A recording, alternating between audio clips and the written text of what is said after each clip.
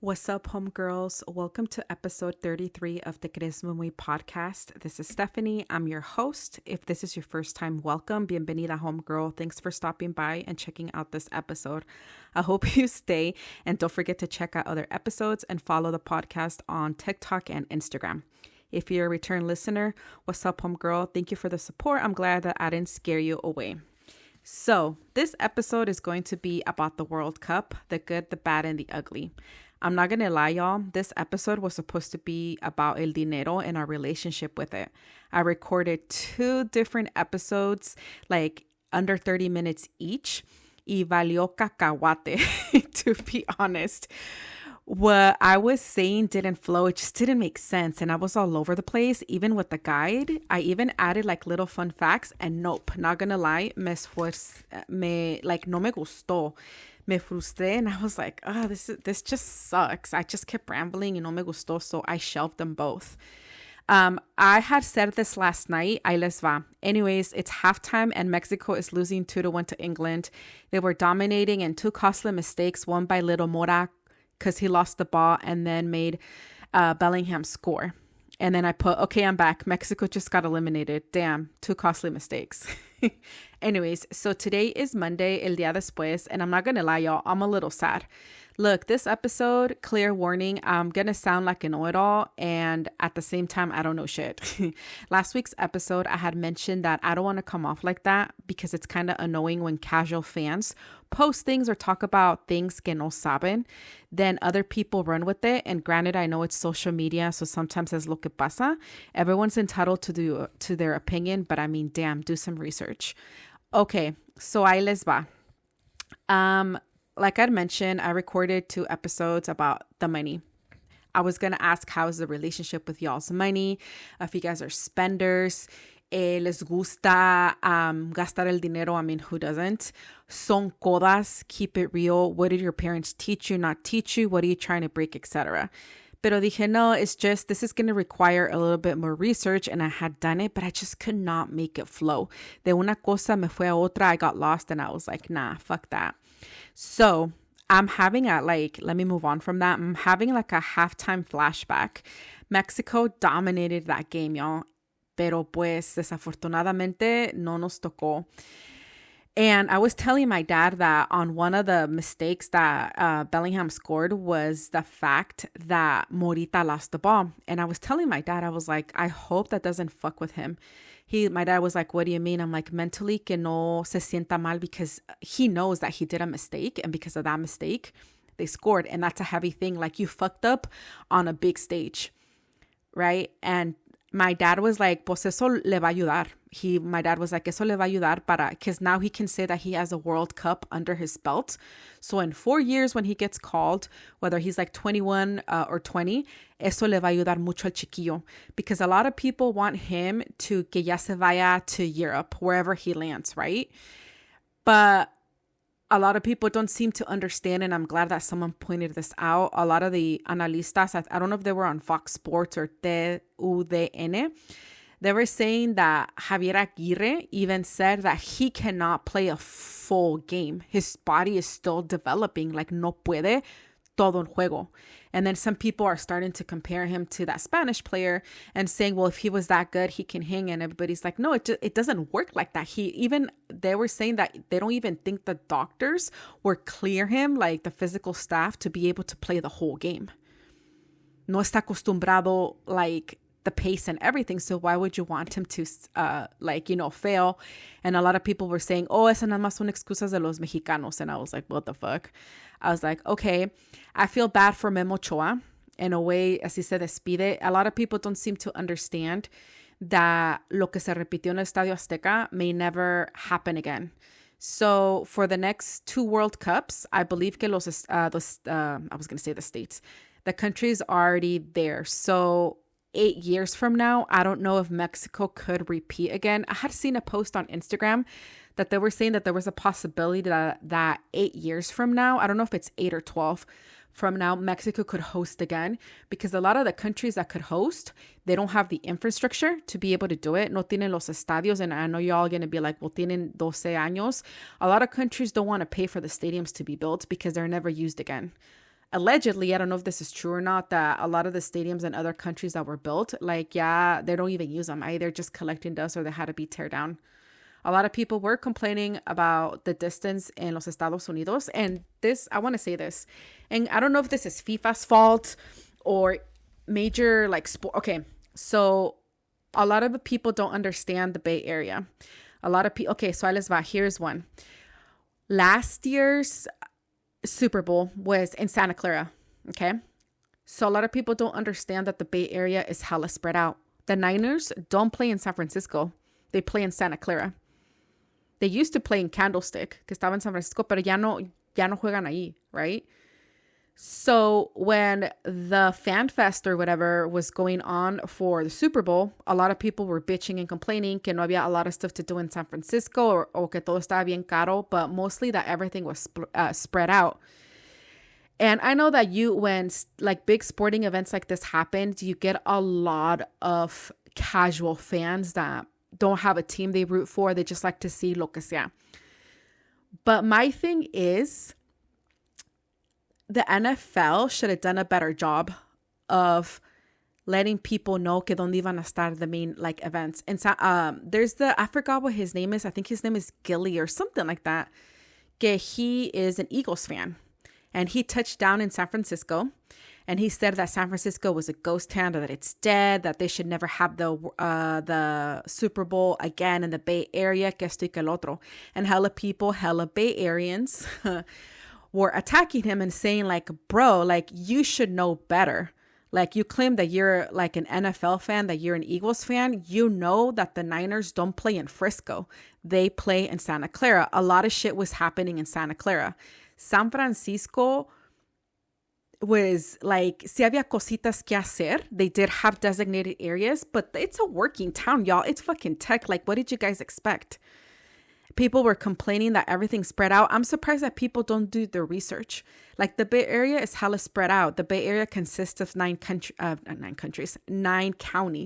You got the North Bay, you got the East Bay, you got the South Bay, you got the Peninsula. Like a lot of people think that the Sacramento is the Bay Area. It's not the Bay Area. Sacramento, Stockton is not the Bay Area.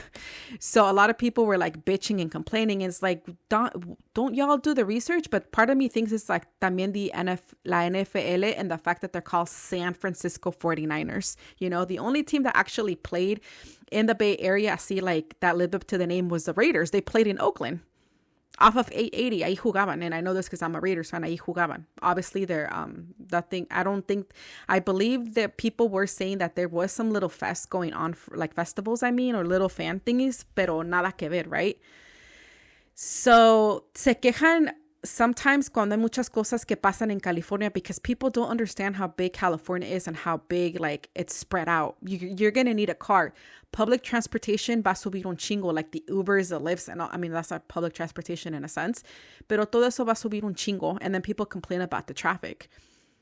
And that's the same thing that I remember there was, I don't know where he's from, but he was an American. He was complaining, saying que, he was Australian, saying that San Francisco sucks, que esto y que el otro. And people were, same thing. They're like, bro, everything is done in Santa Clara. And then eventually he was smart enough to read the comments. And he even apologized. He's like, oh, my haters corrected me and say that I should be coming to San Pedro Square. Yes, ahí es donde se estaba haciendo todo el desmadre. Over 43,000 people, I believe, said that que iban a estar. So just like stuff like that. And I don't know, that shit bugged me. And maybe because it hits so close to home. Like, because obviously I'm in the Bay Area and I'm like, you guys, like, pongan atención, like, you know. But anyways, so there's the good, the bad, and the ugly. The good también que me gustó is the fact that the people finally opened their freaking eyes. Yes, there are dangerous parts in Mexico. I'm not denying that. Hay mucha violencia, yes, with the cartels and everything. Pero Mexico es más que eso. Mexico is really welcoming. And I'm glad that finally other people saw that. And they were like, todo el desmadre que se estaba haciendo. And they were really welcoming. And I'm glad that Mexico got that spotlight. So here is the bad que I was just like, you guys. Okay, this is the part where I say that I don't want to come off as a pick-me, que yo sé todo esto. But I'm not a casual fan. I watch Liga MX, and I know that's not the same thing as watching the World Cup in a sense, but I know soccer. I played it when I was, I don't want to say little, but when I was younger. Like I said, esta casa es fútbol, you know, eventually. I didn't grow up watching basketball. I didn't grow up watching baseball, nada que ver, right? And I'm not saying that I'm better or worse than anybody. That's just the reality. Whatever team my dad rooted for, that's what got handed down to us. But he never said you have to be Americanista, but that's what I grew up watching, and that's what, you know, it sticks with me. If my dad was a big China fan, guess what? Like I said last episode, we were going to be Chinese fans, right? So, and granted, I know this is social media, and this is where I say do your research, pero lo que I mean, okay, let's get into it. So, there's a lot of controversy of lo que estaba pasando cuando jugó México contra Ecuador because Mexico eliminated them, right? A lot of people were upset or don't understand, I should say también, that Mexico fans went outside Ecuador's hotel y empezaron a hacer desmadre. They weren't going in and like breaking stuff, but I meant desmadre as in the noise, firecrackers, que música, esto y que el otro. Then there's, I don't know, I think she's here in the U.S., no sé en dónde, or maybe she's in Mexico, no sé, but she said this in English. She said that, yeah, even though, and she's Mexican or Chicana, whatever, even though que Mexico ganó, even though Mexico won, it defeats it because se portaron muy mal, you know, like it's an unfair advantage because they were making noise and Ecuador was not fully rested. And I was like, I didn't comment, but I wanted to so bad and be like, be fucking for real, homegirl. The whole making noise outside teams, it's been happening. Like I said, I watch Liga MX. Even in the finals, y'all, let's just pretend it's America versus Pumas. America fans will go outside of their hotel room, hacer desmadre, and Puma fans will go outside America's room and in the hotel and hacer desmadre. It's been happening. So either no sabe la morra and stuff, or she does y no entiende. I'm not sure, but that type of shit pissed me off because then what ends up happening is a lot of people también que son casual fans o no entienden, they run with it. And what like makes me even like frustrated, I guess it frustrates me, is the fact que then men start coming in the comments and start commenting and go back to the kitchen, que no sabes, pinche morra, que esto y que el otro. And then people start fighting in the comments, que esto y que el otro. And you're like, okay. So it turns out the Ecuadorian team put a complaint with FIFA and saying that a lot of stuff was happening. What pissed me off even more was that there is un reportero argentino, un periodista. He said that the cartel got involved and threatened the Ecuadorian team, saying that they better play bad or like throw the game so Mexico couldn't advance. And then, of course, Argentina ran with it and the Ecuadorians believed them. And now era like a whole bunch of shit going around. And I want to say this before I continue. There's bad apples in every selección from everywhere. I don't give a crap. Que no se portan bien, it's just a small percentage. But because of social media, they record it and they run with it. They make all the fan bases look bad in a sense. I don't condone violence. Women should not be throwing shit to people. Men shouldn't be throwing shit to people. I want to say that. I don't support that because when I saw the Mexican fan girl throwing shit a los Ecuatorianos, that pissed me off because I was like, come on, homegirl. And then Mexican fans get a bad rep que somos esto y que lo otro. Porque sí se ha visto desmadre que se pelean in the stadiums. No se saben comportar. They leave hella trash, right? But because Mexicans like have a bigger population here in the States, but then they categorize all of us. I don't know about you all, but I've never comportarme mal, quote unquote, when I go watch a Mexico game. I haven't gone in a really long time, pero a lot of the times son familias or like people with their parents and stuff. Like, yeah, people are having a good time, but it's always a small percentage that ruins it for the rest and gives the rest of the fans a bad name. That also happens in the NFL because me being a Raiders fan, I know que se había mucho desmadre in the 90s and the 2000s and even like recently, but I'm going to say this. I had season tickets for the Raiders and I want to say this for any team. A real fan who has season tickets is not going to be acting like a damn fool, because then they can get in trouble y les pueden quitar the season tickets. A lot of the fans que a veces van y hacen desmadre only go for a couple games and then they record it and they upload it and they go, oh, fucking typical Raider fans, they're a bunch of thugs. I'm not denying que sí hay desmadre because there is. there is this madre and stuff, but I just want to make that clear.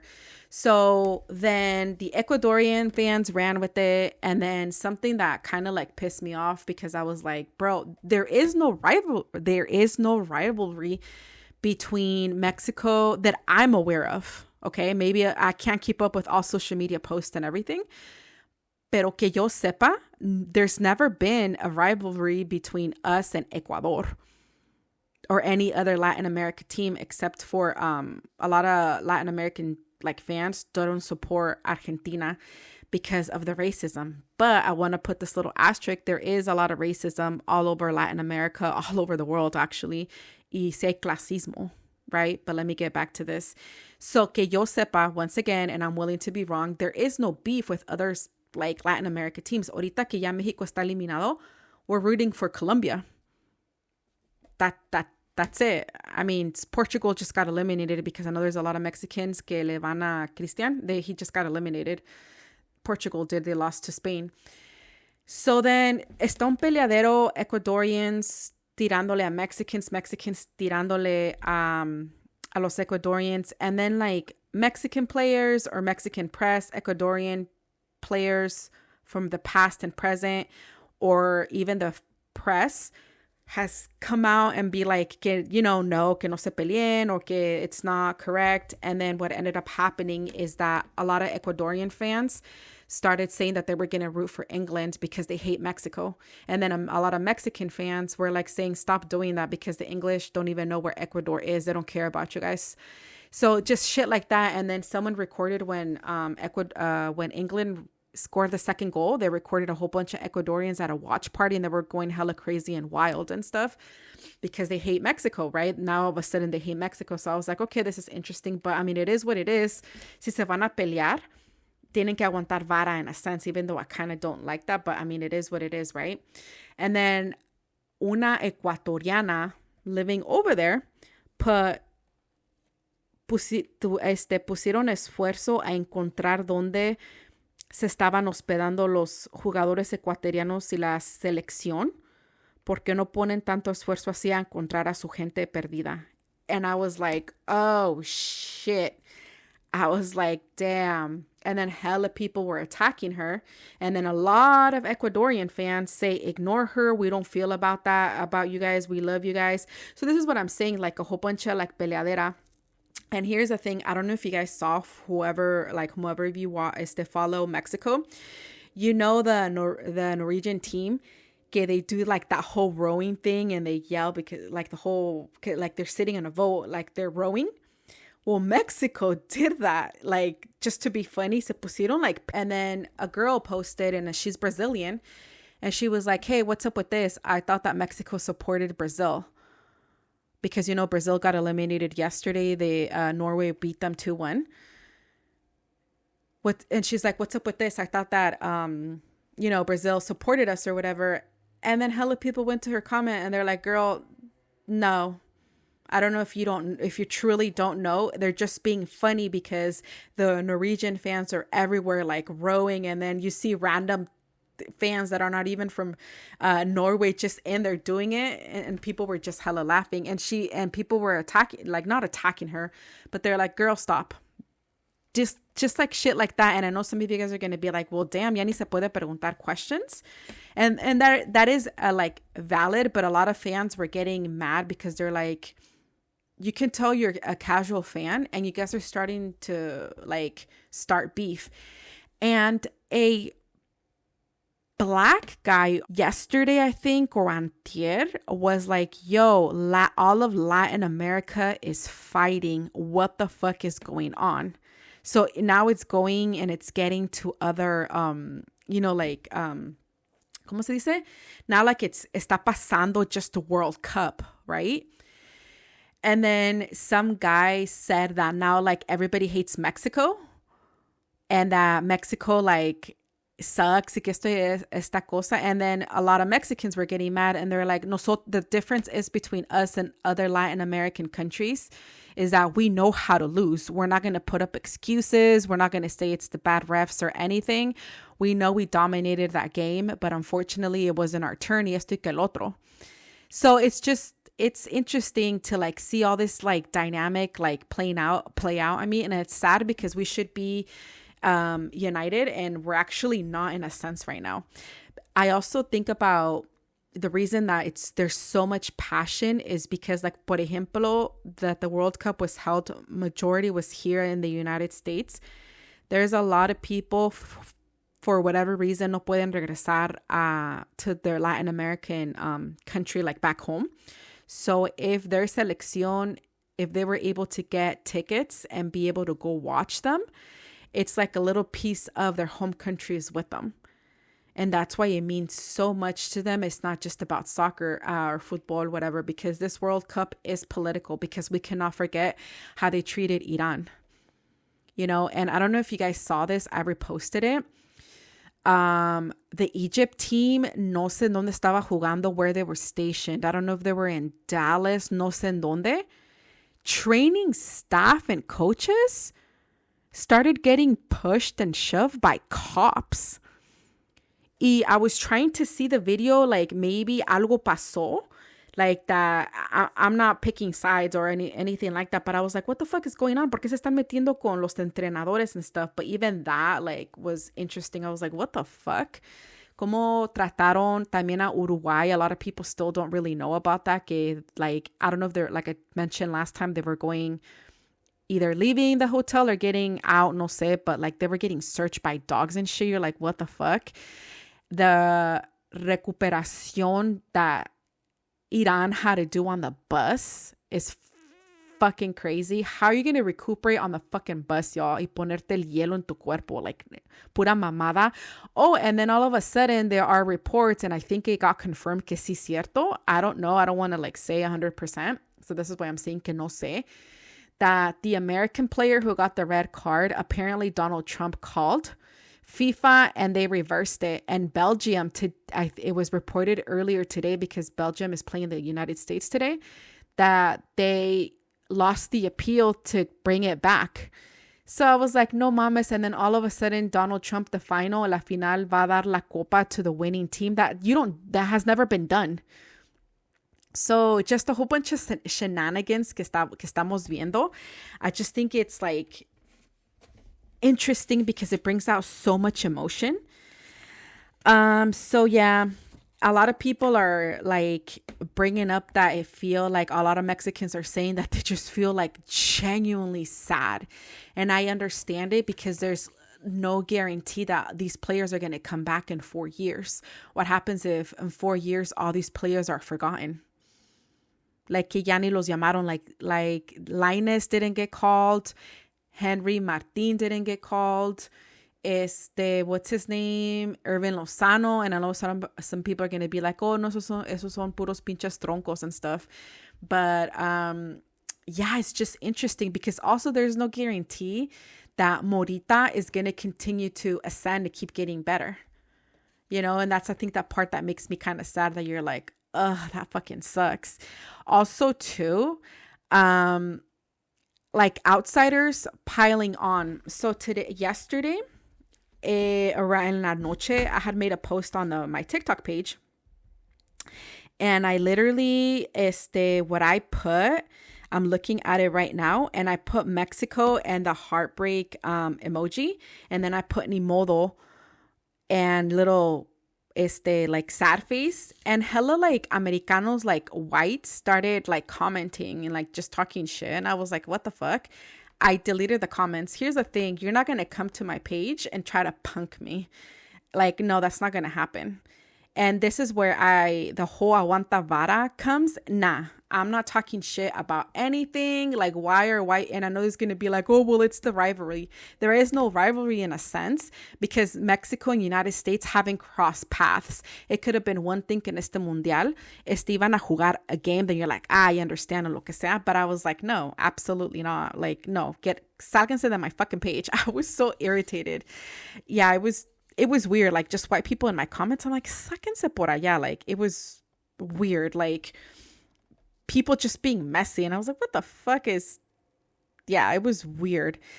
Anyways, so yeah, I know that, like I mentioned, everybody's entitled to their own opinion, But it would be cool if y'all did research before. And like I said, I don't want to sound like a know-it-all or sound así like, ay, sabes todo. No. But because of the fact that I've been watching soccer for so many, like, or football, whatever, for so many years, that like I was genuinely sad. And there's like the saying que jugaron como nunca y perdieron como siempre. I don't know if that actually applies to this. Pero también, let's keep it real. I'm not a homer like that. Sí se ve la calidad, dude. Like, Bellingham se los entrellevó esos hella quick and fast. But I will say que Mexico sí les dio batalla. And apparently, because I didn't see it, when they were interviewing Kane, that fool was out of breath and he can barely talk. So los llevaron a un límite que I don't think England had been pushed before, and it's good, you know, in a sense. But like I said, ya in 4 years, quién sabe cómo va a llevar esta selección. Javier Aguirre already gave, for him, this was just a project. He's not staying. He already gave the keys to Rafael Marquez. And apparently, his assistant coach is going to be Andres Guardado. I don't know about that. I follow Andres Guardado and he hasn't said anything. Right now I believe he was doing a gig. I don't know if it was with Telemundo or with Univision talking, commentating, but he hasn't said anything. And people already knew that Rafa Marquez, for those of you who don't know, Rafa Marquez was actually coaching the second division team. I forgot which one in Spain. I don't know if it was the Real Madrid or el Barça. I'm not sure. Don't come at me if I'm incorrect with one of those. And he left it to come over here. And a lot of people were talking shit to him. And they were saying like, oh, you should have stayed over there because allá el fútbol vale más. La calidad is better than the one in Mexico. And I was like, damn, tell us how you really feel. They were hella telling him that. But anyways, yeah, it's crazy. I hope the Latinos can come together one day or another. But it's just a lot of emotion.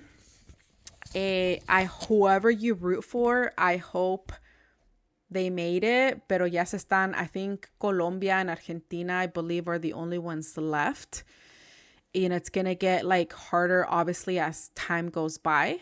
I'm just sad for all the ones that retired, que ya no van a jugar and stuff, because it's just, if you think about it, it's just a hard pill to swallow, because it's not like, por ejemplo, el Super Bowl que se juega cada año. It's every 4 years.